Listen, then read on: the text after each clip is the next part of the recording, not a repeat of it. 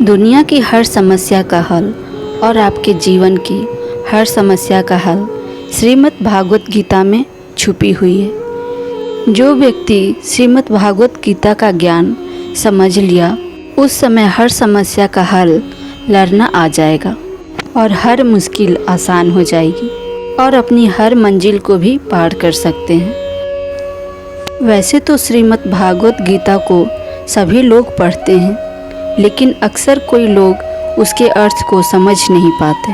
तो चलिए आज हम जानते हैं श्रीमद् भागवत गीता की ग्रंथ को। भक्तों, श्रीमद् भागवत गीता हिंदुओं का पवित्र ग्रंथ है। इसमें जीवन का पूरा सार बताया गया है। गीता में भगवान श्री कृष्ण के उन उपदेशों का वर्णन है जो उन्होंने महाभारत युद्ध के दौरान अर्जुन को दिए थे। गीता में दिए गए उपदेश आज भी उतने ही प्रासंगिक हैं और मनुष्यों को जीवन में जीने की सही राह दिखाते हैं। इस ग्रंथ में भगवान श्री कृष्ण द्वारा अर्जुन को दिए गए उपदेशों की पूरी श्रृंखला है।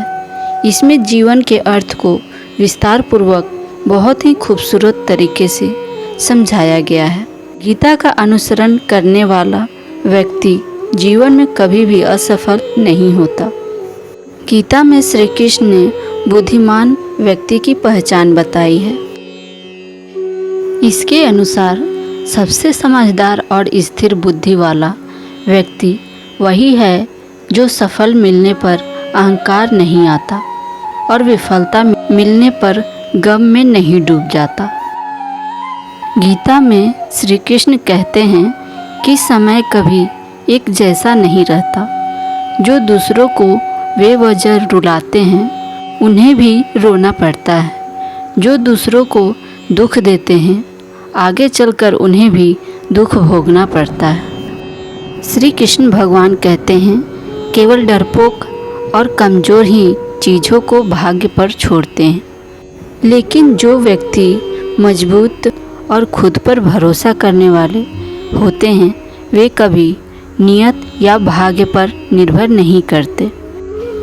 सिर्फ दिखावे के लिए अच्छा मत बनो। वह परमात्मा आपको बाहर से नहीं बल्कि भीतर से जानते हैं। इसलिए कोई भी बदलाव पूरी तरह से स्वयं के लिए होना चाहिए। आप खुश हैं या दुखी हैं, यह दोनों आपके विचारों पर निर्भर है। अगर आप प्रसन्न रहना चाहते हैं तो आप हर हाल में प्रसन्न ही रहेंगे। अगर आप अपने मन में बार बार नकारात्मक विचार लाएंगे तो आप दुखी ही होंगे। विचार ही हर व्यक्ति का शत्रु और मित्र होता है। श्री कृष्ण कहते हैं, किसी के साथ चलने से ना तो कोई खुशी मिलती है और ना ही लक्ष्य। इसलिए मनुष्य को सदैव अपने कर्मों पर विश्वास करते हुए अकेले चलते रहना चाहिए। गीता में श्री कृष्ण ने कर्म योग, भक्ति योग और ज्ञान योग को ही कल्याण का प्रमुख साधन बताया है।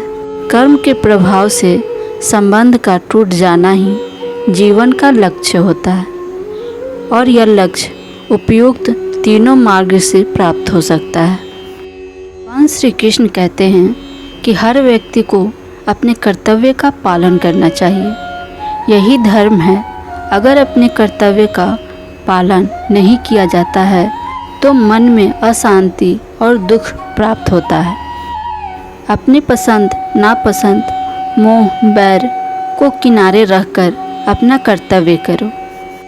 किसी अन्य व्यक्ति का कर्म आपको कितना भी आकर्षित करे, उसके प्रलोभन में ना आए। कष्ट में रहते हुए भी अपना कर्म करना दूसरे की नकल करने से श्रेष्ठ है। अपने कर्म और कर्तव्य का पालन ही जीवन का सही मार्ग है, क्योंकि कर्म करना अकर्मण्यता से हमेशा बेहतर है। कर्तव्य में दोष देखकर पीछे ना हटे, क्योंकि हर कर्म में कोई ना कोई छोटा बड़ा दोष हो सकता है। जैसे अग्नि के साथ धुआं भी होता है। सदैव कर्म करो। कर्म करने से पहले विचार करो, लेकिन बहुत ज़्यादा विश्लेषण मत करो। अधिक विश्लेषण, स्वयं और आक्रामण्यता पैदा करता है।